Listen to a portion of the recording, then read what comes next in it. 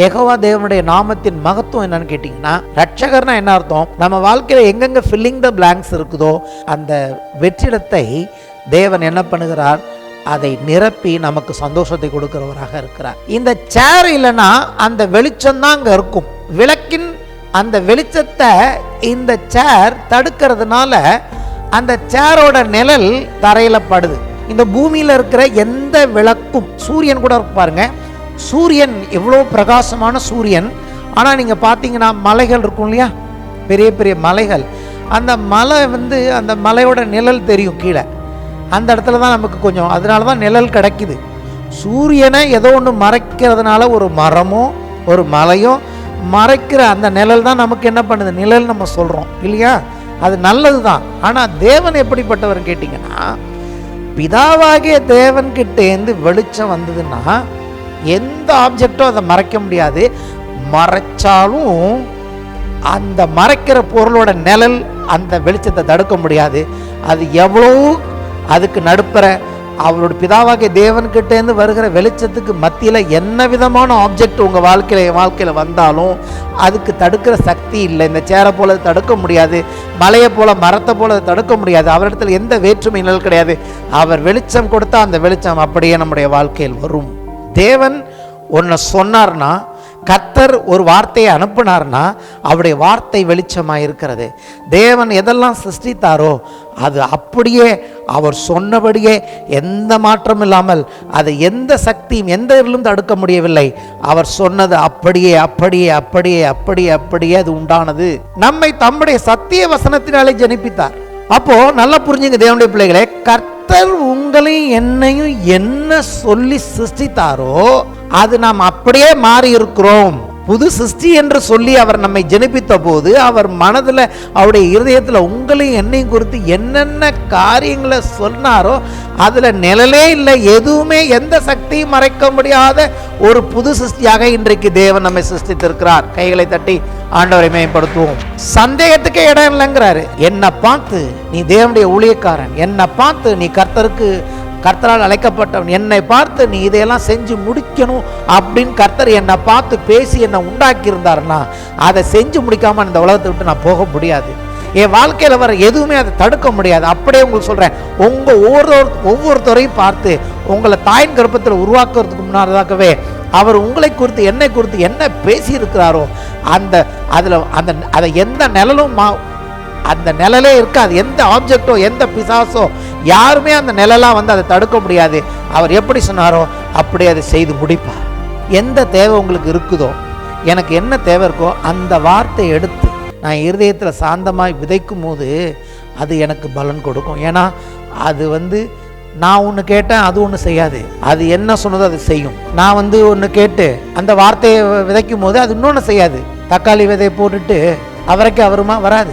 அந்த விதையே தக்காளி போட்டால் தக்காளி தான் வரும்னா, அப்போ தேவனுடைய வார்த்தை அது பணமாக இருக்கலாம், அது குழந்தையாக இருக்கலாம், அது ஊழியமாக இருக்கலாம், அது ஆத்துமாக்களாக இருக்கலாம், அது பிஸ்னஸாக இருக்கலாம். அந்த விதையை எடுத்து இருதயத்தில் விதைச்சிங்கன்னா அது என்ன சொன்னிச்சோ அதே கனி உங்களுக்கு கொடுக்கும். அது பொய் சொல்லாது. அதை எந்த நிழலும் மறைக்கிறதுக்கு இந்த உலகத்தில் சக்தியே கிடையாது. ஏன்னா தேவனுடைய வார்த்தை வெளிச்சமாக இருக்கிறது. தேவன் வெளிச்சமாக இருக்கிறார்.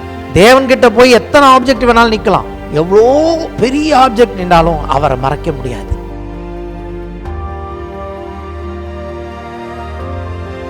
பிலிப்பியர் 4ஆம் அதிகாரம் 4 முதல் 9 வசனங்களை நான் வாசிக்கிறேன். கர்த்தருக்குள் எப்போதும் சந்தோஷமாயிருங்கள் சந்தோஷமாயிருங்கள் என்று மறுபடியும் சொல்லுகிறேன். உங்கள் சாந்த குணம் எல்லா மனுஷருக்கும் தெரிந்திருப்பதாக. கர்த்தர் சமீபமாய் இருக்கிறார்.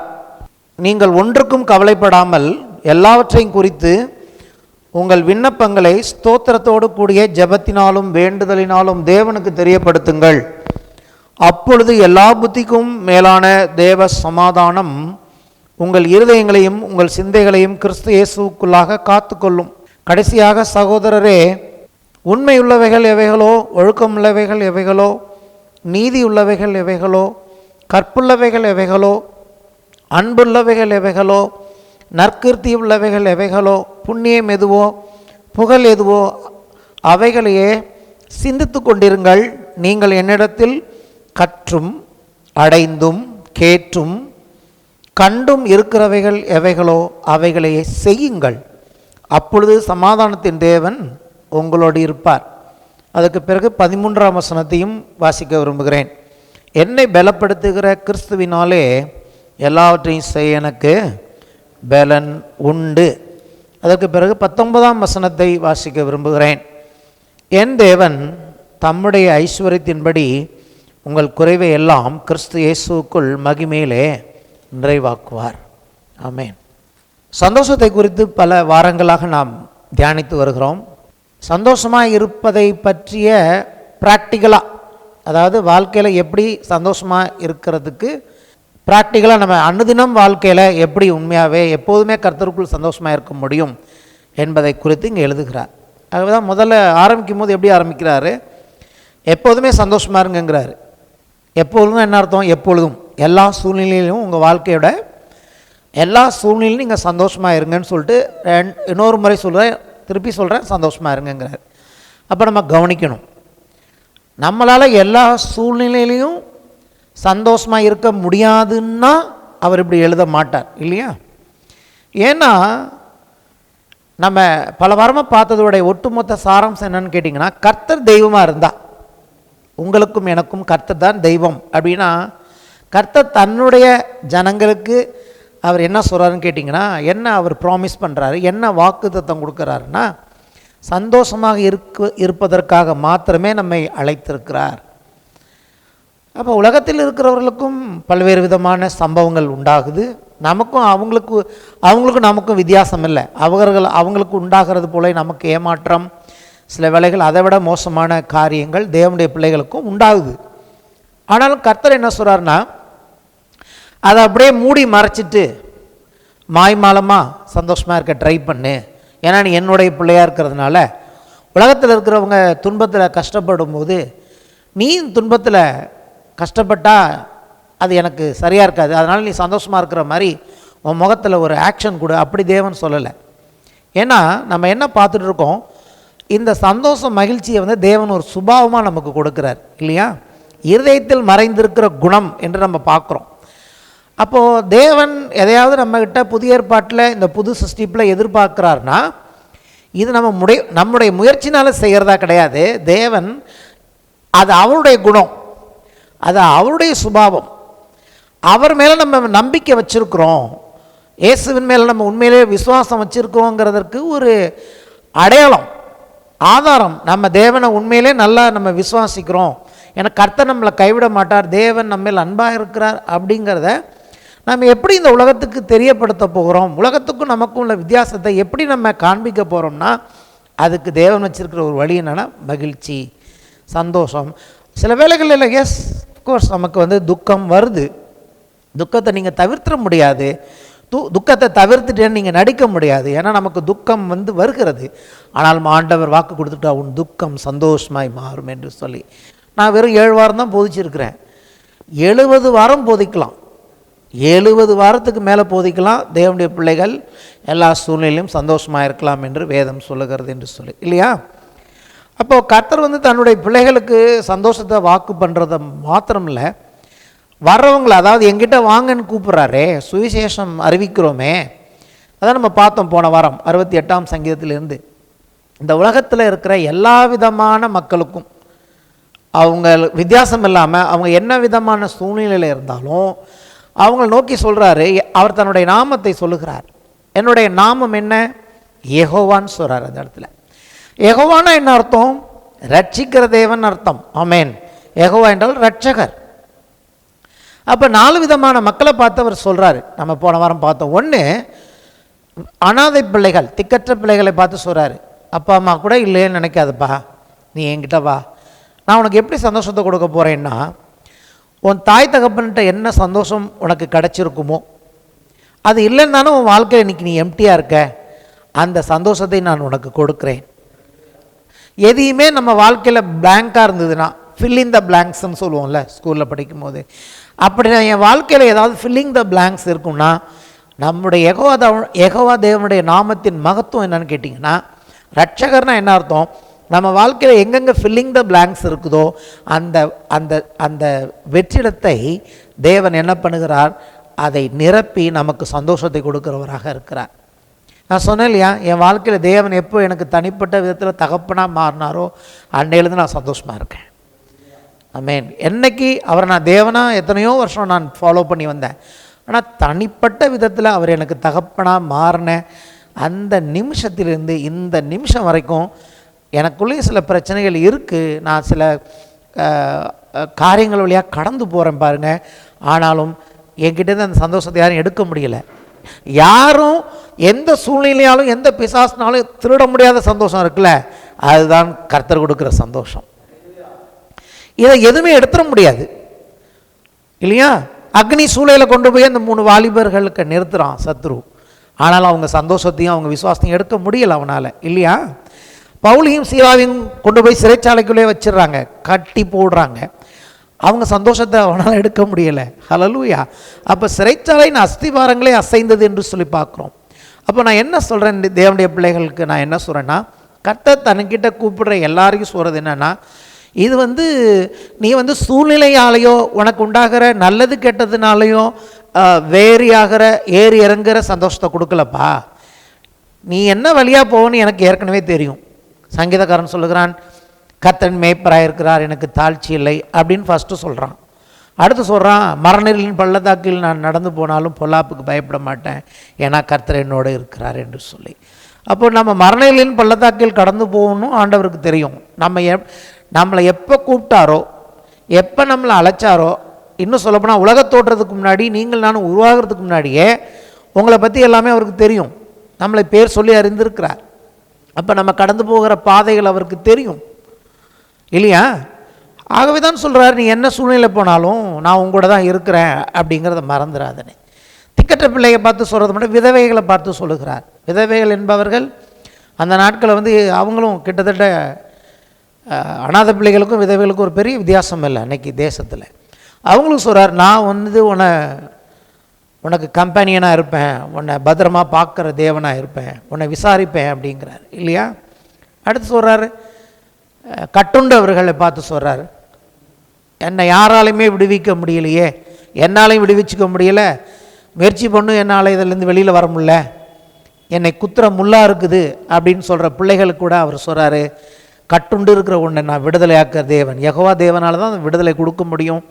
எவ்வளோ பேர் சாட்சி கேட்குறோம் சபைகளில், நான் முன்னாடி இப்படி இருந்தேன், முன்னாடி அப்படி இருந்தேன், இயேசுக்குள்ளே வந்த பிறகு கர்த்தர் என்னை விடுதலை கொடுத்தாருன்னு லட்சம் பிள்ளைகள் ஒவ்வொரு நாளும் சாட்சி சொல்கிறாங்க இல்லையா?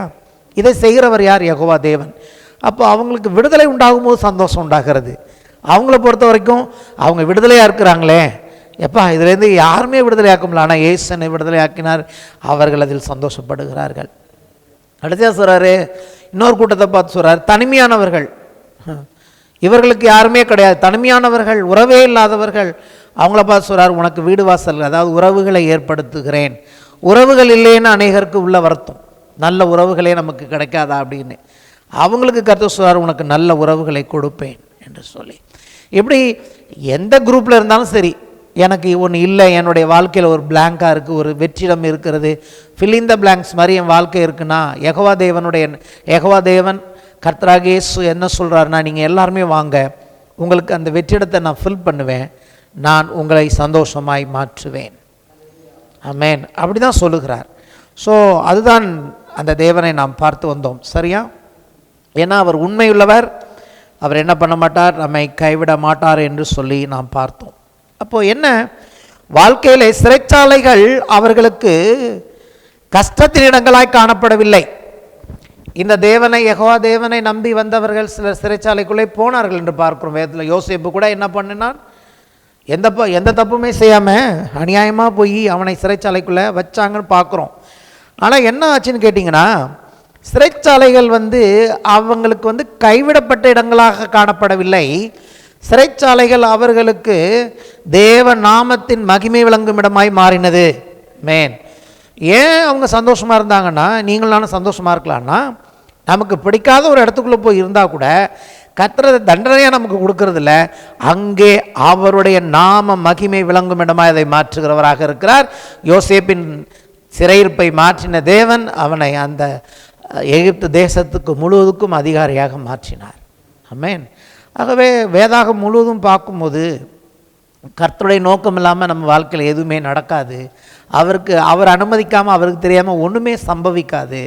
ஆனாலும் கர்த்தர் நமக்கு உதவி செய்கிறவராகவே இருக்கிறார். எல்லா சூழ்நிலையும் நம்ம சந்தோஷமாக இருக்கலாம் என்று அவர் சொல்லுகிறதை நம்மால் பார்க்க முடிகிறது. இயேசு பிறந்தபோது என்ன பண்ணுறாங்க, தேவதூதர்கள் வந்து அந்த மேய்ப்பர்கள்ட்ட சொல்கிறாங்க இல்லையா, வாசிக்க வேணாம், லூக்கா 2:10 இருக்கிறது. என்ன சொல்கிறாங்க, இதோ எல்லா ஜனத்துக்கும் மிகுந்த சந்தோஷத்தை உண்டாக்கும் நற்செய்தி நாங்கள் அறிவிக்க வந்திருக்கிறோம். இயேசு கிறிஸ்துவின் பிறப்பை குறித்து வேதம் சொல்கிறது எல்லா ஜனத்துக்கும், ஒரு ஜனத்துக்கும் இல்லை, எல்லா ஜனத்துக்கும் எப்படி சந்தோஷம், மிகுந்த சந்தோஷத்தை உண்டாக்கும் நற்செய்தி இயேசுவினால் உண்டாகிறது. அப்போ சுவிசேஷம் நம்ம எதுக்கு அறிவிக்கிறோம்? சுவிசேஷமோ கர்த்தருடைய வார்த்தையை நம்ம பிரசங்கம் பண்ணுறது எதுக்குன்னா, நம்பிக்கை இல்லாதவர்களுக்கு அது நம்பிக்கை கொடுக்குது. அவங்க இந்த உலகத்தில் இன்றைக்கி பல்வேறு விதமான கஷ்டத்துலேயும் அவங்க சொல்ல முடியாத வேதனையில் இருக்காங்க. அநேகர்கிட்ட பணம் இருக்குது, ஆனால் அவங்களுக்கு சந்தோஷம் இல்லை. அநேகர்கிட்ட பதவிகள் இருக்குது, அவங்களுக்கு சந்தோஷம் இல்லை. அநேகருக்கு எல்லாம் இருக்குது, ஒரு குறையும் இல்லை, ஆனால் அவங்களுக்கு சந்தோஷம் இல்லை. ஆனால் தேவனுடைய பிள்ளைகளுக்கு சந்தோஷம் இருக்கிறது. ஆமென். ஏன்னா இது வந்து பணத்தினால் உண்டாகிற சந்தோஷம் இல்லை, அல்லது பதவிகளினால் உண்டாகிற சந்தோஷம் இல்லை. இது நம்முடைய தேவன் யெகோவா தேவன் கர்த்தராகி இயேசு நம்மோடு இருக்கிறபடினால் உண்டாகிற சந்தோஷம். அவங்களுக்கு வந்து எதையாவது ஒன்று அவங்க வாழ்க்கையிலேருந்து பறிச்சிட்டாக்க அவங்க சந்தோஷம் போயிடும். ஆனால் நமக்கு அப்படி இல்லை. எல்லாத்தையும் நம்ம இழந்தாலும் கூட அதன் மத்தியிலும் நம்மை விட்டு எடுபடாத ஒரு சந்தோஷத்தை தேவன் கொடுத்திருக்கிறார். இதுதான் தேவன் கொடுக்கிற சந்தோஷம்.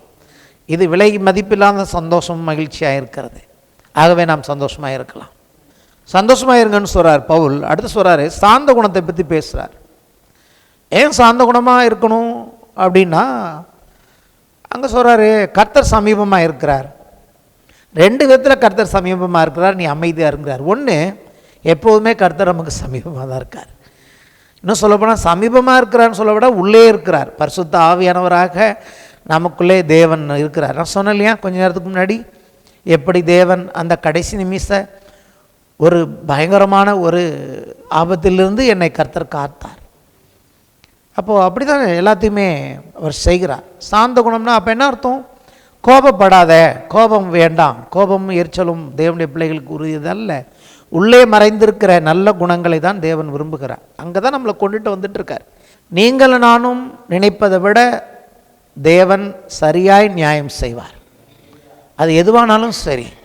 கர்த்தர்கிட்ட வந்து யாரும் என்ன பண்ண முடியாது, மூடி மறைச்சி பொய் சாட்சி சொல்லி எதுவுமே செய்ய முடியாது.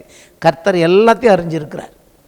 அதை ஏற்ற காலத்தில் அவர் நியாயம் செய்கிறவர். ஆகவே நீங்கள் கோபப்பட வேண்டாம் அப்படின்னு எழுதுகிறார். 3வது, இதுதான் ப்ராக்டிக்கல் அப்ளிகேஷன். 1, சந்தோஷமாக இருங்கிறாரு. சந்தோஷமாக இருக்கும்போது கூட உங்களுக்கு பிடிக்காத காரியம் நடக்குதுன்னா கோபப்படாதீங்க, சாந்தமாக இருங்க. ஏன்? எப்போதும் கர்த்தர் உங்களோட தான் இருக்கிறார் அப்படிங்கிறார். 3வது என்ன சொல்கிறாரு, ஜெபம் பண்ணுங்கிறாரு. சரி, நம்ம என்ன பண்ணுறோம், கோபத்தை விட்டுட்டோம் இல்லையா, கோபப்பட வேணான்னு கர்த்தர் சொல்கிறாரு. ஆனால் கோபப்படாமல் இருந்தாலும் என்ன பண்ணுது, கவலை வருதா இல்லையா அதை நினச்சி. அப்போ என்ன சொல்கிறாரு, கவலைக்கு இடம் கொடுக்காம போய் என்ன பண்ணுங்க, ஜெபம் பண்ணுங்கள். ஜெபத்தில் போய் தேவன்கிட்ட எல்லாத்தையும் சொல்லுங்கள். நீங்கள் ஜெபம் பண்ணோன்னே அடுத்து நடக்கிறது என்ன, ஒரு ஜெபம்னா அதான் அர்த்தம், ஜெபித்த உடனே நமக்கு ஒரு பெரிய சமாதானம் உண்டாகுதுயா. அது எவ்வளோ பெரிய பிரச்சனையை எடுத்துகிட்டு போனாலும் சரி, கர்த்தருடைய சமூகத்துக்கு போனோம்னா அவர்கிட்ட ஜெபிச்ச அடுத்த நிமிஷமே நமக்கு ஒரு தைரியம் வந்துடுது. நம்ம தேவனிடத்தில் எல்லாத்தையும் சொல்லிட்டோம். தேவன் என்ன பண்ணுறார், அவர் இப்போ இடைப்படுகிறார். நமக்கு புத்தி கெட்டாத, அதாவது எந்த மனுஷனும் புரிஞ்சிக்க முடியாத ஒரு சமாதானத்தை தேவன் நமக்கு கொடுக்கிறார். ஆமேன். அங்கே சமாதானத்தை கொடுக்கிறார் என்று சொல்லி பார்க்குறோம். அப்படி அடுத்தபடி என்ன பார்த்தோம், சரியான காரியங்களை சிந்தித்து கொண்டிருங்கள் அப்படிங்கிறார். சரியான காரியங்களை சிந்தித்து கொண்டிருங்கள், இது ரொம்ப முக்கியம். அடுத்து ஜெபத்துக்கு அப்புறம் நம்ம என்னத்தை மறுபடியும் போய் கவலையை யோசிச்சுட்டு இருக்கக்கூடாது. கர்த்தருடைய வார்த்தையின்படி உண்மை உள்ளவைகள், ஒழுக்கம் உள்ளவைகள், நீதி உள்ளவைகள், கற்புள்ளவைகள், அன்புள்ளவைகள், இப்படிப்பட்ட காரியங்களை சிந்தித்து கொண்டிருங்கள் அப்படிங்கிறாரு. இதெல்லாம் ப்ராக்டிக்கல் அப்ளிகேஷன். ஏன்னா நமக்கு என்ன அதிகமாக நம்ம மனசில் ஓடுது, கவலை ஓடுதா, பிரச்சனை ஓடுதா, பயம் ஓடுதா, இல்லை கர்த்தருடைய வார்த்தையை குறித்த எண்ணங்கள் ஓடுதா? கர்த்தருடைய வார்த்தை இல்லைன்னா நம்மளால் அப்படி சிந்திக்க முடியாது. கர்த்தருடைய வாக்குத்தத்தத்தை எடுத்து சிந்திக்க ஆரம்பிக்க வேண்டும் இல்லையா? கர்த்தர் சொல்லியிருக்கிறாரே, இப்படி சொல்லியிருக்கிறாரே, அப்படி சொல்லியிருக்கிறாரே, அப்படின்னு தேவனுடைய எண்ணங்களை எடுத்து சிந்திக்க ஆரம்பிக்கிறோம். ஜபத்துக்கு அடுத்த ப்ராக்டிக்கல் அப்ளிகேஷன். ஜபம் பண்ணின பிறகு எப்படி நம்ம இங்கே நல்லா ஜபம் பண்ணிட்டு போவோம். அற்புதமாக இருக்கும். பரலோகமே இறங்கியிருக்கும். படி இறங்கி போங்க, ஃப்ளோரை விட்டு இறங்கினோடனே எல்லாம் தலைகீழ மாறும். அப்போ காத்து கொள்ள வேண்டும் சிந்தையை. ஆமேன். சிந்தையை பத்திரமாய் காத்து கொள்ள வேண்டும். அடுத்தபடியாக என்ன சொல்கிறாரு? நீங்கள் எங்கிட்ட என்ன பார்த்தீங்க, என்ன கற்றுக்கிட்டீங்க, அதை செய்யுங்கிறாரு. இதெல்லாம் விட முக்கியம் என்னன்னு கேட்டிங்கன்னா, செய்யுங்க. வாழ்க்கையில் அதை அப்ளை பண்ணுங்க. வெறும் ஜெபம் பண்ணுறது மட்டுமல்ல, நான் சந்தோஷமாக இருக்கிறது, சாந்தமாக இருக்கிறத பற்றி கேட்டது மட்டுமல்ல, அவர் சொல்கிறாரு அதை உங்கள் வாழ்க்கையில் செய்யுங்க. ஏன்னா செஞ்சிங்கன்னா என்ன நடக்கும்னு கேட்டிங்கன்னா, கர்த்தர் உங்களோடு இருப்பார். சமாதானத்தின் தேவன் உங்களோடு இருப்பார். ஒரு இடத்துல சொல்கிற செய்யுங்கிறாரு. உங்களால் என்ன செய்ய முடியுமோ செய்யுங்கன்னு சொல்லிட்டு 13ஆம் வசனத்தில் சொல்கிறாரு, என்னை பலப்படுத்துகிற கிறிஸ்துவினாலே எல்லாவற்றையும் செய்ய எனக்கு பலன் உண்டு. 2 வசனத்தையும் நீங்கள் கனெக்ட் பண்ணி பார்க்கணும். ஒன்று, தேவன் எதையோ செய்ய சொல்கிறாரு, ஆனால் உங்களால் செய்ய முடியலன்னு நினைக்கிறதையும் உங்களுக்கு செய்ய வைக்க அவரால் முடியும். இதுதான் சந்தோஷத்தை அடுத்த பகுதி. இங்கே நீ இதை பண்ணு, நீ அதை பண்ணுன்னு சொல்கிற தேவனில் நீ செய்யணும். ஏன்னா இதெல்லாம் கேட்டிருக்க. ஃபஸ்ட்டு நீ அதுக்கான முயற்சியில் இறங்கணும். நான் செய்ய போகிறேன்னு முதல்ல முடிவெடுக்கணும். சந்தோஷமாக இருக்க போகிறேன்னு முடிவெடுக்கணும், கவலைப்பட மாட்டேன்னு முடிவெடுக்கணும், ஜெபம் பண்ண போகிறேன்னு முடிவெடுக்கணும், நல்ல சிந்தையை சிந்திக்க போகிறேன்னு முடிவெடுக்கணும், அதை நான் அதை என் வாழ்க்கையில் அப்ளை பண்ண போகிறேன்னு முடிவெடுக்கணும். அப்படி செய்யும் போது அவர் சொல்கிறாரு, என்னை பலப்படுத்துகிற கிறிஸ்துவினாலே. அப்போ தேவன் சமீபமாக இருக்கிறாருன்னு என்ன அர்த்தம்? கர்த்தர் ரொம்ப பக்கத்தில் உன்னை பலப்படுத்துகிறார். இயேசுவே அவர் என்னென்ன எதிர்பார்க்கிறாரோ அதை செய்ய நமக்கு பலன் கொடுக்கிறவர் கிறிஸ்து. மன்னிக்க பலன் கொடுக்கிறவர் கிறிஸ்து. காயங்களையும் ஆறாத ரணங்களையும் மறந்து அதை ஆற்ற நமக்கு பலன் கொடுக்கிறவர் கிறிஸ்து. என் வாழ்க்கையில் இயேசு எனக்கு இல்லைன்னா நான் சந்தித்த எவ்வளவோ காரியங்கள் நான் என்னைக்கோ இல்லாமல் போயிருப்பேன். எனக்கு இப்போ அது என்னாச்சு, ட்ரெயின் அப் ஆகிட்டேன். நான் பழகி பழகி பழகி இன்றைக்கி நான் என்ன பண்ணுறேன், தைரியமாக நின்று காலை வேளை உங்களோட பிரசங்கம் பண்ணிகிட்ருக்கேன். ஏன்னா அந்த இடத்துக்கு தேவன் நம்மை உறுதியாக்கி இருக்கிறார்.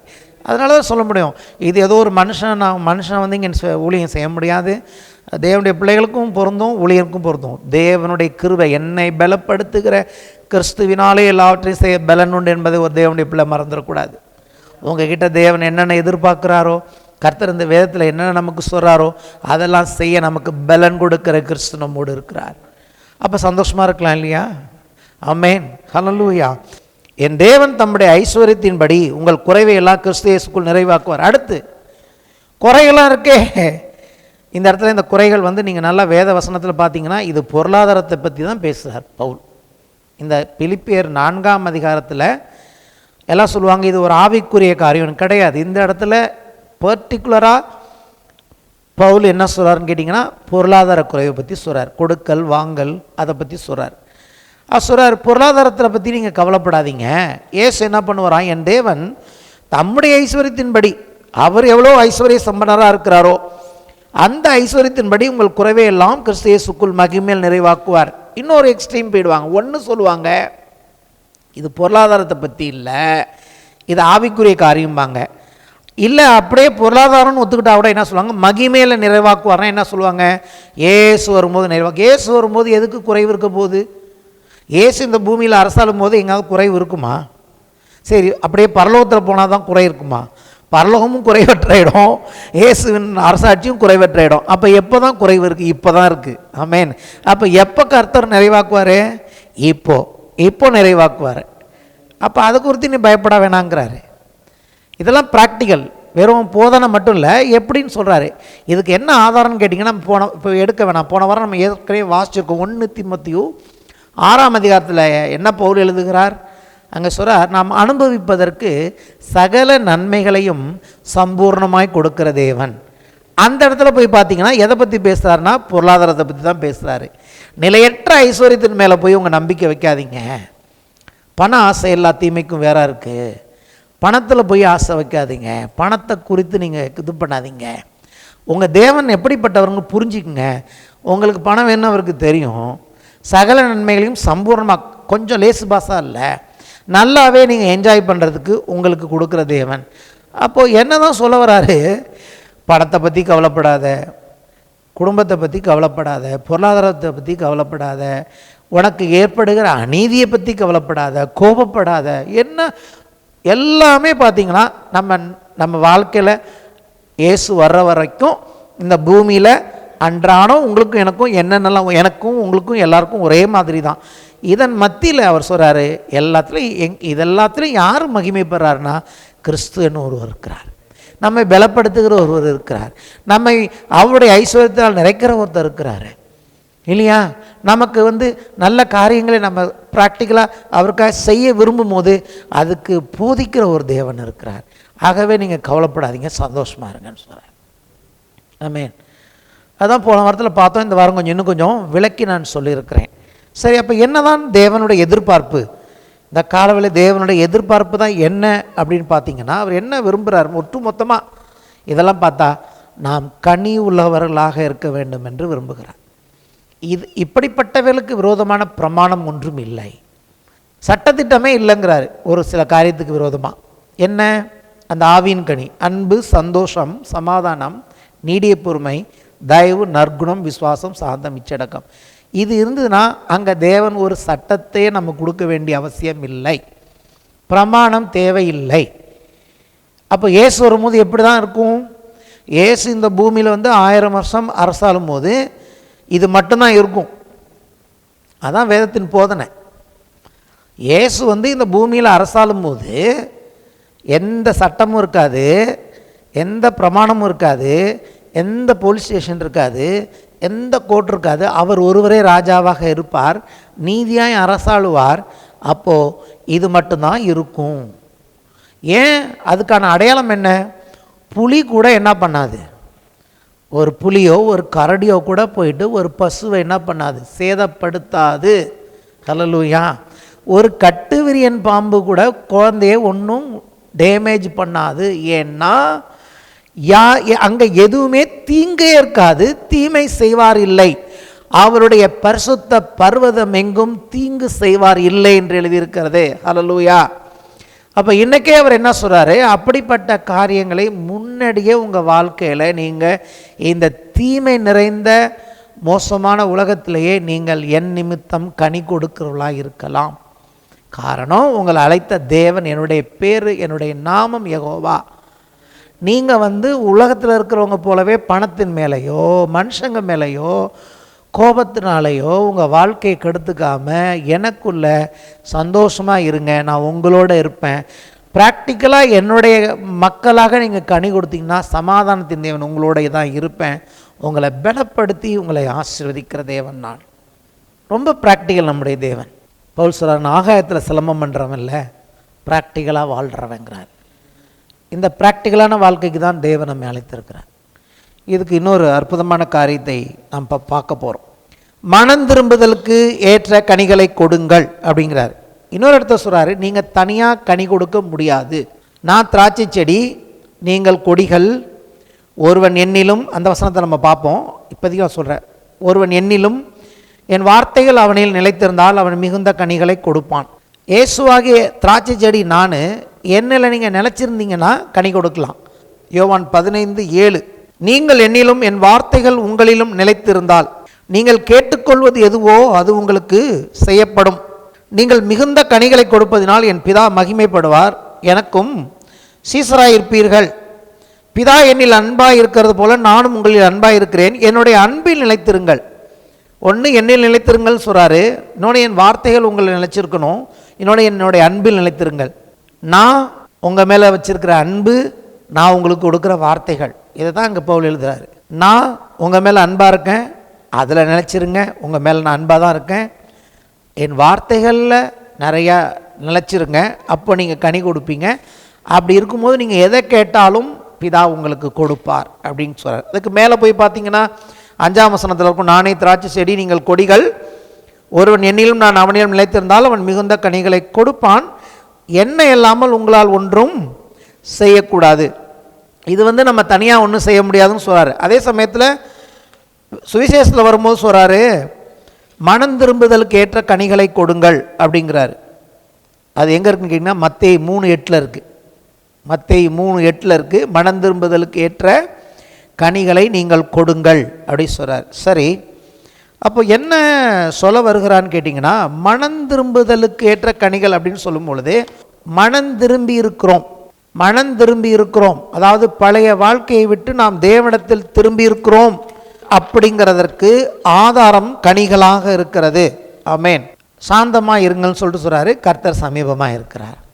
ஏன் நம்ம சாந்தமாக இருக்கணும்னு உலகத்துக்கு தெரிவிக்க போகிறோம்? நம்ம எப்படி ஏன் இவங்க எல்லாத்துலேயும் சாந்தமாக இருக்காங்கன்னு அவங்க எப்படி புரிஞ்சுக்க போகிறாங்க? இயேசு சமீபமாக இருக்கிறார் அப்படிங்கிறதும் அதில் அடங்கியிருக்கு. அப்போ இவர் சொல்கிறாரு, கனி கொடுங்கள் அப்படின்னா மனம் திரும்புதலுக்கு ஏற்ற கனிகள் கொடுங்கள்லாம் என்ன சொல்கிறாரு? நீங்கள் என்கிட்ட வந்திருக்கீங்க, என்னில் நிலச்சிருக்கீங்க, மனம் திரும்பி கர்த்தர்கிட்ட வந்திருக்கீங்கிறதுக்கு ப்ரூஃப், இந்த உலகத்தில் ஆதாரமே என்னன்னு கேட்டிங்கன்னா, நீங்கள் கனி கொடுப்பதுனால தான் தெரியும் நீங்கள் உண்மையிலே என்னிட்ட தான் இருக்கீங்க, என்னில் தான் நிலச்சிருக்கீங்க அப்படிங்கிறதற்கு ஆதாரம் தான் இந்த கனிகளாக இருக்கிறது. அதுக்கு அவரே சொல்கிறாரு, எப்படி கனி கொடுக்க போகிறீங்க? ஒன்று, நீங்கள் என்ன அன்பில் சந்தேகப்படாமல் இருக்கணும். உங்கள் மேலே நான் வச்ச அன்பை எந்த காரியத்துக்கும் மாற்றிக்க போகிறது கிடையாது. நீங்கள் எந்த ஒஸ்ட் எண்டுக்கு போனாலும் சரி, உங்களை அந்த ஒஸ்ட் எண்ட்லேருந்து நான் கூப்பிட்டு வருவேனே ஒழிய உங்களை நான் கைவிட மாட்டேன். அதுதான் பாடணும். மலைகளை விலகினாலும் பர்வதங்கள் பெயர்ந்து போனாலும் என் கிருபை உன்னை விட்டு விலகாமலும் என் சமாதானத்தின் உடன்படிக்கை நிலைவேறாமல் இருக்கும் என்று உண்மையில் மனதுருகிற கர்த்தர் சொல்லுகிறார். எங்கே ஈஸ்வரர் என்னுடைய அன்பு மாறாது, அந்த அன்பில் நினைச்சிருங்க. இதில் 2 பங்கு இருக்குது. ஒன்று, தேவனுடைய பங்கு இருக்குது. தேவன் இதெல்லாம் சொல்லிட்டார், நான் உன்னை கைவிட மாட்டேன், உன் மேலே கிருபையாக இருக்கேன்னு. அதே சமயத்தில் நம்மளையும் சொல்கிறாரு, நீ இந்த மனம் திரும்புதலுக்கு ஏற்ற கனி கொடுக்குறவனாக இரு. அது எப்படி செய்ய போகிறேன்னா, ஒரே ஒரு விஷயம் தான் இன்றைக்கி பார்க்க போகிறோம். வண்டர்ஃபுல்லான ஒரு விஷயம். கர்த்தருடைய வார்த்தை நமக்கு உதவி செய்கிறது. சொல்லுவோமா, கர்த்தருடைய வார்த்தை எனக்கு உதவி செய்கிறது. அதை எப்படி பார்க்க போகிறோன்னா, போன வாரம் சொன்னோம்ல, என்ன சொன்னோம்? மனுஷனுடைய கோபம் தேவனுடைய நீதியை நடப்பிக்காது. அவர் என்ன சொல்கிறாருன்னா, உன் கோபம் என்னை போல் நீதி செய்யாது, ஆனால் என்னுடைய கோபம் நான் உனக்கு எப்படி செய்வேங்கிறத சரியாக செய்வேன், அதை நம்பி சாந்த குணத்தோடு இரு அப்படின்னு சொன்னார். அந்த வேத பகுதியில் தான் இதை பார்க்க போகிறோம். ஆக்சுவலாக அதாவது நீ அமைதியாக இருங்கிறத பற்றி பார்க்கல, இதை எப்படி நம்ம ப்ராக்டிக்கலாக நிறைவேற்ற முடியுங்கிறதான் பார்க்க போகிறோம். யாக்கோபு எழுதின நிருபம் 16ஆம் வசனத்துலேருந்து 27ஆம் வசனம் வரைக்கும் நம்ம தியானிக்கணும். ஆனால் இன்றைக்கி அவ்வளோ வசனத்தையும் தியானிக்க முடியாது. 16லேருந்து ஆரம்பித்து போவோம். ஏன்னா 16லேருந்து 27 வரைக்கும் தனி போர்ஷன். அது 1ஆம் வசனத்திலேருந்து 15ஆம் வசனம் வரைக்கும் வேறு சப்ஜெக்ட். இச்சையை பற்றியெல்லாம் பேசுகிறாரு, சோதனையை பற்றியெல்லாம் பேசுகிறாரு, ஞானத்தில் குறைவுள்ளதை பற்றி பேசுகிறாரு. ஆனால் 16லேருந்து 27 ப்ராக்டிக்கலாக எப்படி கனி கொடுக்கணும், எப்படி அங்கே பவுல் பிலிப்பியர் 4ஆம் அதிகாரம் 4ஆம் வசனத்திலேருந்து நம்ம எப்படி ஆண்டவருக்கு கனி கொடுக்கலான்னு சொல்கிறாரோ, அதை போலவே இங்கே யாக்கோபு ரொம்ப ப்ராக்டிக்கலாக நம்ம எப்படி ஆண்டவருக்கு கனி கொடுக்கலான்னு சொல்கிறார். அருமையான ஒரு வேத பகுதி. ஹல்லேலூயா. அங்கே எப்படி ஆரம்பிக்கிறார் பார்த்தீங்கன்னா, 16ஆம் வசனம். நான் கூட 17லேருந்து தான் இவர் பேசுகிறாருன்னு நினச்சேன். ஆனால் மற்ற டிரான்ஸ்லேஷன்லாம் போய் பார்த்தீங்கன்னா எப்போதுமே ஒரு தனியாக ஒரு பேசேஜ் எடுத்து விளக்குவாங்க. எந்த வசனத்துலேருந்து எந்த வசனம் வச்சு எந்த வசனம் வரைக்கும் எடுத்து விளக்குறாங்களோ அது ஒரு தனி பகுதியாக நம்ம எடுத்துக்கலாம். அப்போ 16ஆம் வசனத்தை நம்ம விட்டுறக்கூடாது. அங்கே 16ஆம் வசனத்தில் என்ன சொல்கிறார், எப்படி ஆரம்பிக்கிறார்னா, என் பிரியமான சகோதரரே மோசம் போகாதிருங்கள், ஏமாந்து போய்விடாதிருங்கள், வஞ்சிக்கப்படாதிருங்கள் அப்படிங்கிறார். என்னத்துக்காக சொல்கிறார்னா, கனி கொடாத வாழ்க்கை இருந்தால் நீங்கள் வஞ்சிக்கப்படுவீங்க அப்படிங்கிறார். சொல்லிட்டு சொல்கிறார் பாருங்க 17ஆம் வசனம்.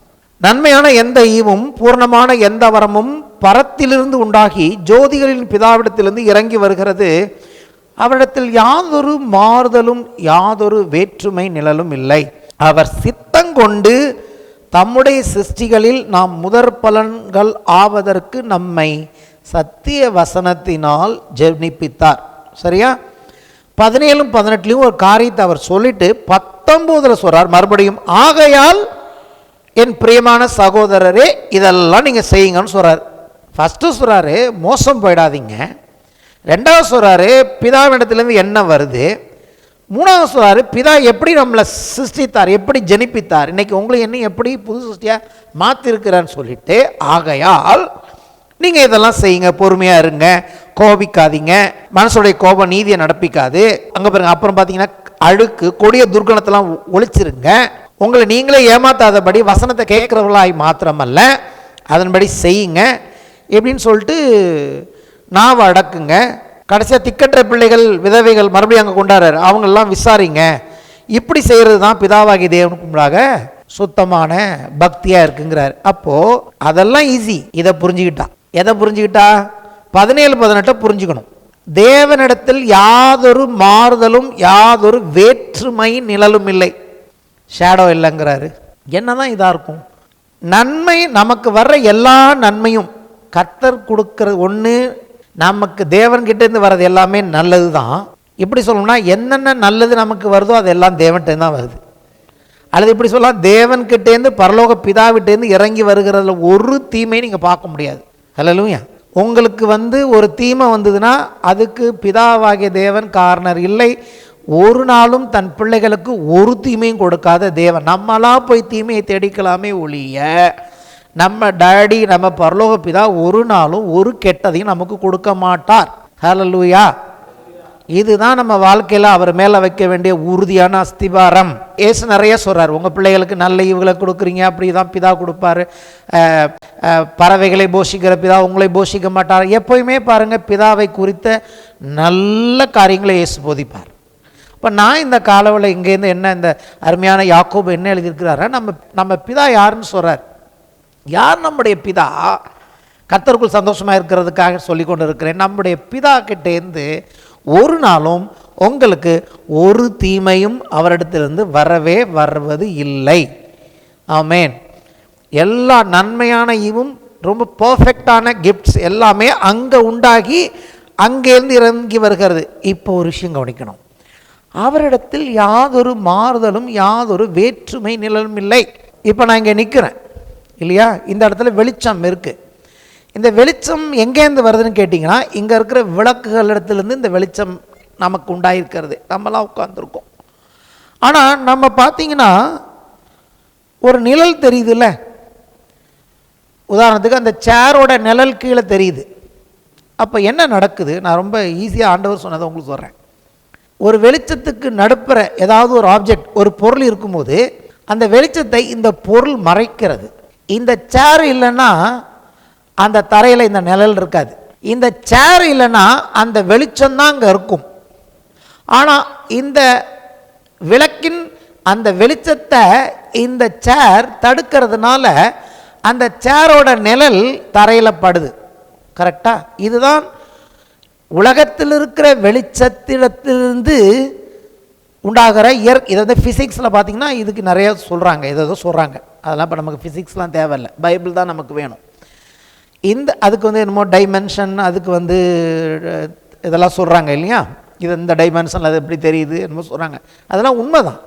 அப்போது நான் என்ன சொன்னேன், இந்த பூமியில் இருக்கிற எந்த விளக்கும் இது சூரியன் கூட பாருங்கள், சூரியன் எவ்வளோ பிரகாசமான சூரியன். ஆனால் நீங்கள் பார்த்தீங்கன்னா மலைகள் இருக்கும் இல்லையா, பெரிய பெரிய மலைகள், அந்த மலை அந்த மலையோட நிழல் தெரியும் கீழே, அந்த இடத்துல தான் நமக்கு கொஞ்சம், அதனால தான் நிழல் கிடைக்குது. சூரியனை ஏதோ ஒன்று மறைக்கிறதுனால ஒரு மரமோ ஒரு மலையோ மறைக்கிற அந்த நிழல் தான் நமக்கு என்ன பண்ணுது, நிழல் நம்ம சொல்கிறோம் இல்லையா, அது நல்லது தான். ஆனால் தேவன் எப்படிப்பட்டவர்னு கேட்டிங்கன்னா, பிதாவாகிய தேவன்கிட்டேருந்து வெளிச்சம் வந்ததுன்னா எந்த ஆப்ஜெக்டும் அதை மறைக்க முடியாது. மறைச்சாலும் அந்த மறைக்கிற பொருளோட நிழல் அந்த வெளிச்சத்தை தடுக்க முடியாது. அது எவ்வளோ அதுக்கு நடுப்புற அவரோட பிதாவாகிய தேவன்கிட்டேருந்து வருகிற வெளிச்சத்துக்கு மத்தியில் என்ன விதமான ஆப்ஜெக்ட் உங்கள் என் வாழ்க்கையில் வந்தாலும் அதுக்கு தடுக்கிற சக்தி இல்லை. இந்த சேரை போல் தடுக்க முடியாது, மலையை போல் மரத்தை போல் தடுக்க முடியாது. அவரிடத்தில் எந்த வேற்றுமை நிழல் கிடையாது. அவர் வெளிச்சம் கொடுத்தா அந்த வெளிச்சம் அப்படியே நம்முடைய வாழ்க்கையில் வரும். இது எதுக்கு சொல்கிறேன்னு கேட்டிங்கன்னா, எதனால் சொல்கிறாருன்னு கேட்டிங்கன்னா, அடுத்த வசனம் இதை புரிஞ்சுக்கிட்டிங்களா? இப்போ தேவன்கிட்டேருந்து வர வெளிச்சத்தை எதுவுமே தடுக்க முடியாது. தேவன் ஒன்று சொன்னார்னா கர்த்தர் ஒரு வார்த்தையை அனுப்பினார்னா அவருடைய வார்த்தை வெளிச்சமாக இருக்கிறது. தேவன் எதெல்லாம் சிருஷ்டித்தாரோ அது அப்படியே அவர் சொன்னபடியே எந்த மாற்றம் இல்லாமல், அது எந்த சக்தியும் எந்த இருளும் தடுக்க முடியவில்லை. அவர் சொன்னது அப்படியே அப்படியே அப்படியே அப்படியே அப்படியே அது உண்டானது. அப்போ இங்கே என்ன சொல்கிறாரு, அவர் சித்தங்கொண்டு தம்முடைய சிருஷ்டிகளில் நாம் முதற் பலன்களாகுவதற்கு, முதற் பலன்கள் தமிழில் வருது, இங்கிலீஷில் போய் பாருங்கள், ஃபஸ்ட்டு ஃப்ரூட்ஸ், ஃபஸ்ட்டு ஃப்ரூட், நம்மை தம்முடைய சத்திய வசனத்தினாலே ஜனிப்பித்தார். அப்போ நல்லா புரிஞ்சுங்க தேவனுடைய பிள்ளைகளே, கர்த்தர் உங்களையும் என்னையும் என்ன சொல்லி சிருஷ்டித்தாரோ அது நாம் அப்படியே மாறி இருக்கிறோம். புது சிருஷ்டி என்று சொல்லி அவர் நம்மை ஜனிப்பித்த போது அவர் மனதில், அவருடைய இருதயத்தில் உங்களையும் என்னையும் குறித்து என்னென்ன காரியங்களை சொன்னாரோ அதில் நிழலே இல்லை, எதுவுமே எந்த சக்தியும் மறைக்க முடியாத ஒரு புது சிருஷ்டியாக இன்றைக்கு தேவன் நம்மை சிருஷ்டித்திருக்கிறார். கைகளை தட்டி ஆண்டவரை மேம்படுத்துவோம்.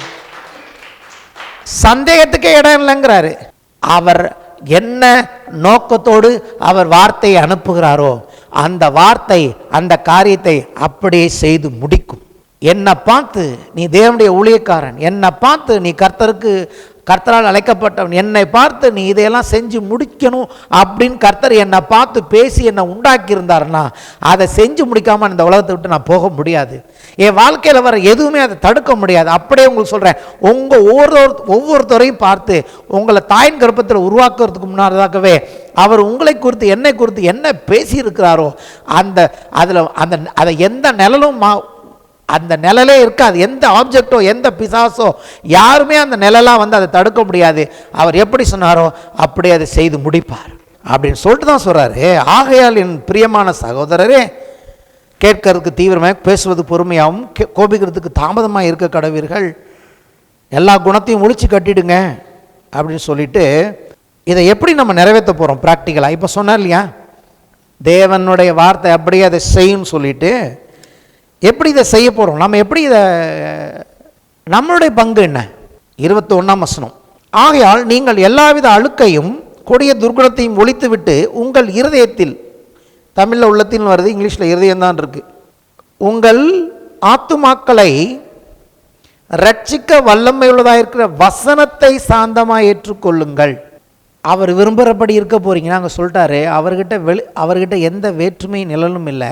அப்போது அவருடைய வார்த்தை இருக்குல்ல, அந்த வார்த்தையை உங்கள் கொடிய துர்குணத்தை ஒழிச்சிட்டு சந்தோஷமாக கனி கொடுக்குறவங்களாக இருக்கணும்னா வெறும் வார்த்தையை கேட்குறவர்களாய் அல்ல, அந்த வார்த்தையை ஏற்று உங்கள் இருதயத்தில் அதை விதையுங்கள்.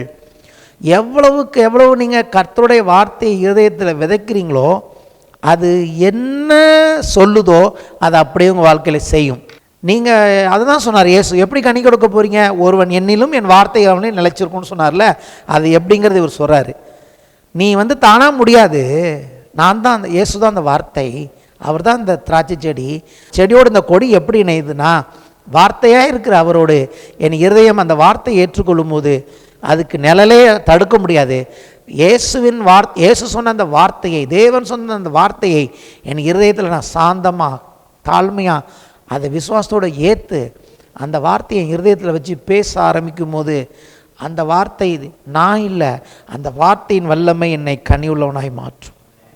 எப்படிப்பட்ட துர்குணம் இருந்தாலும் தான் ஒழிச்சிட்டு எவ்வளோக்கு எவ்வளோ கர்த்தருடைய வார்த்தையை எடுத்துக்கொள்கிறோமோ அவ்வளவு நாம் கனி உள்ளவர்களாக மாறுகிறோம். இதில் இன்னும் விஷயம் இருக்குது, இன்றைக்கி நேரம் ஆச்சு, அதனால் இங்கே முடிக்கிறேன். ஆமேன். அப்போது பேதுரு சொன்னார்ல, எதனால் தேவன் வாக்குத்தத்தங்களை கொடுத்திருக்கிறார்னா நாம் தேவனுடைய, அதாவது இச்சையினால் உலகத்தில் உண்டான கேட்டுக்கு தப்பி, இச்சையினால் உலகத்தில் உண்டான கேட்டுக்கு தப்பி தேவனுடைய தெய்வீக சுபாவத்திற்கு நாம் பங்குள்ளவர்களாகும் பொருட்டு, அதாவது தேவன் எதிர்பார்க்கிற கனியுள்ளவர்களாய் நாம் மாறும் பொருட்டு அவைகளால் நமக்கு வாக்குத்தத்தங்களை தேவன் கொடுத்திருக்கிறார். அப்போ இன்றைக்கி நான் சொல்கிறேன், எந்த குணத்தை ஒழிக்கணுமோ, இல்லை இப்படி சொல்லலாம், எந்த தேவை உங்களுக்கு இருக்குதோ, எனக்கு என்ன தேவை இருக்கோ அந்த வார்த்தையை எடுத்து, எந்த சுபாவம் எனக்கு வேணுமோ அந்த சுபாவத்துக்கோ அந்த தேவைக்கேற்ற வார்த்தையை எடுத்து நான் இருதயத்தில் சாந்தமாக விதைக்கும் போது அது எனக்கு பலன் கொடுக்கும். ஏன்னா அது நான் ஒன்று கேட்டேன் அது ஒன்று செய்யாது, அது என்ன சொன்னதோ அது செய்யும். ஆமேன். நான் ஒன்று கேட்டு அந்த வார்த்தையை விதைக்கும் போது அது இன்னொன்று செய்யாது. இப்போது சொல்கிறாங்க இல்லையா, தக்காளி விதையை போட்டுட்டு அவரைக்காய் வருமா? வராது. அந்த விதையே தக்காளி போட்டால் தக்காளி தான் வரும்னா, அப்போ தேவனுடைய வார்த்தை எந்த விதையை நீங்கள் கவலையே பட வேணாம். உங்களுக்கு என்ன வேணால் தேவை இருக்கலாம் அந்த உலகத்தில். அது பணமாக இருக்கலாம், அது குழந்தையாக இருக்கலாம், அது ஊழியமாக இருக்கலாம், அது ஆத்துமாக்களாக இருக்கலாம், அது பிஸ்னஸாக இருக்கலாம். அந்த விதையை எடுத்து இருதயத்தில் விதைச்சிங்கன்னா அது என்ன சொன்னிச்சோ அதே கனி உங்களுக்கு கொடுக்கும். அது பொய் சொல்லாது. அதை எந்த நிழலும் மறைக்கிறதுக்கு இந்த உலகத்தில் சக்தியே கிடையாது. ஏன்னா தேவனுடைய வார்த்தை வெளிச்சமாக இருக்கிறது. தேவன் வெளிச்சமாக இருக்கிறார். தேவன்கிட்ட போய் எத்தனை ஆப்ஜெக்ட் வேணாலும் நிற்கலாம். பரலோக தேவனிடத்தில் போய் எவ்வளோ பெரிய ஆப்ஜெக்ட் நின்றாலும் அவரை மறைக்க முடியாது. மறைக்க முடியாத வெளிச்சமாக இருக்கிறார் தேவன். அப்போ அந்த உலகத்தில் இருக்கிற வெளிச்சத்துக்கும் தேவன் வெளிச்சமாக இருக்கிறாருங்கிறதுக்கும் உங்களுக்கு உள்ள வித்தியாசம் என்னன்னு கேட்டிங்கன்னா, இந்த வெளிச்சத்தை ஒரு ஸ்க்ரீன் போட்டு கொஞ்சம் நேரம் மறைக்கலாம். ஆனால் தேவனாகிய கர்த்தர் இருக்கிறாரே, அந்த வெளிச்சமான தேவனை எந்த சக்தியும் எந்த ஆப்ஜெக்டும், அவருடைய வார்த்தைகள் அப்படிப்பட்ட வார்த்தைகளாக இருக்கிறது. அந்த வார்த்தையின் மேல் நீங்கள் நம்பிக்கை வைக்கலாம். அந்த தேவன் மேல் நீங்கள் நம்பிக்கை வைக்கும் போது உங்களுக்கு நிச்சயமாக இது பலன் கொடுக்கும். அடுத்த வாரத்தில் நம்ம அதை பார்ப்போம் இன்னும் கொஞ்சம் டீட்டெயிலாக. ஹல்லேலூயா. எத்தனை பேர் சந்தோஷமாக இருக்கிறீர்கள்? எத்தனை பேர் நல்ல வார்த்தையை கேட்டோம்? ஆமென். ஸோ இதுதான் நமக்கு வேணும். தேடி கண்டுபிடிச்சி வாசிங்க. உங்களுடைய தேவை எது, உங்களுக்கு என்ன ஃப்ரூட் வேணும் அப்படிங்கிறத தேடி கண்டுபிடிச்சி அதை பேசுங்க. உங்கள் இதயத்தில் விதைங்க. அவர் அப்படி தான் சிருஷ்டித்து இருக்கிறார். நாம் சிருஷ்டிகளில் முதற் பலனாவதற்கு அவரே எப்படி தான் பண்ணாராம். அவரே சத்திய வசனத்தினால ஜனிப்பித்திருக்கிறார். தேவனுக்கே வேறு ரூட்டு கிடையாது. தேவனுடைய ரூட்டே வார்த்தை தான். ஆதியில் எல்லாத்தையும் பார்த்து பேசினார் இல்லையா?